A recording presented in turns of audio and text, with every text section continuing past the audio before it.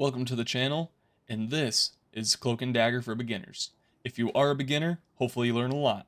If you know about the game, hopefully you get something from it. Let's do it. The team up you're going to want to use here is going to be the Luna Snow over the Red Hood.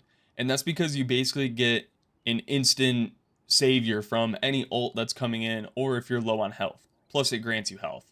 So just to show you that real quick, super easy. You turn frozen, you can do it in both Cloak and Dagger's form. And honestly, it's a lifesaver. If you're in any rank, you really should be using it. Unless you have a different opinion, let me know if Red Hood's is better. So we're going to start with the healing beam. It just bounces and it auto locks onto the target as long as you're looking at them.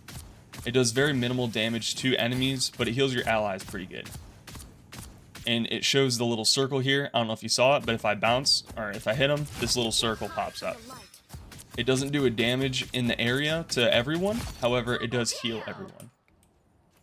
For the example of healing, it creates the circle. I don't know if you can see the field popping up over here, right ahead of me, which is great. What I like to do is I like to bounce them, because the movement between the individual bounces is much easier than having to focus on someone. Because although it does go like the accuracy is auto-locked, it's very easy to make a mistake. Plus you can bounce it off walls, which is really nice too, and very helpful. You just need to make sure you're going in that direction. And if you see these stray shots coming up, it's because these guys are on full health. So that's her main left-click healing ability. Here's her shield that does the health. Huge health boost right there. You're going to want to use it on your tanks specifically. Like, it just really helps them get back into the fight. Here's your healing field. We're just going to throw it in right here. Everyone in this vicinity gets healing, and of course, you're going to want to heal with that as well.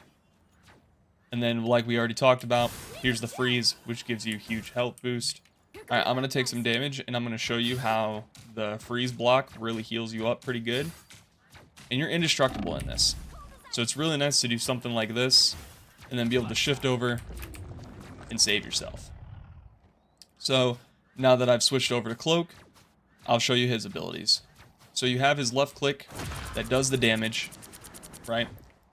It's really enforced when you use the shield here. Like you just melt people with it. And that's what's nice about it.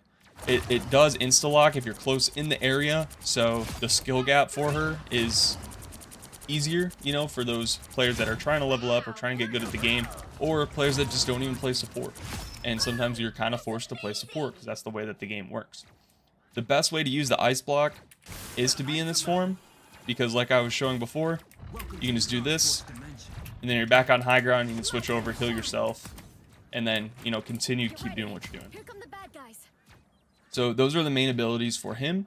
What you're going to want to do, especially, is get in your ult in this, so then you can immediately start putting on damage. It has 4 burst. I like to make a box, or like a square, or something of that sort, instead of just going straight forward, or do a triangle around the point. Because when you're in this form, like, it's doing a damage reduction, and it's healing your team. So most of the time, you don't need to heal when you're in this form. However, it can be countered by Magneto, for example.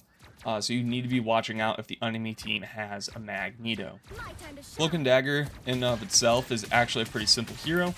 I think she's still super strong. People say she's B tier, whatever. Like, I truly don't believe that, because people are still playing her, especially like in Celestial, you know, for example, or even One Above All. People one-trick their way in this game up to anywhere they want to go. They play on controller when it's a PC-oriented game, and that's what makes this game so great. So go out there, have fun, and hopefully you can use some of these tips in the future. Thanks for watching.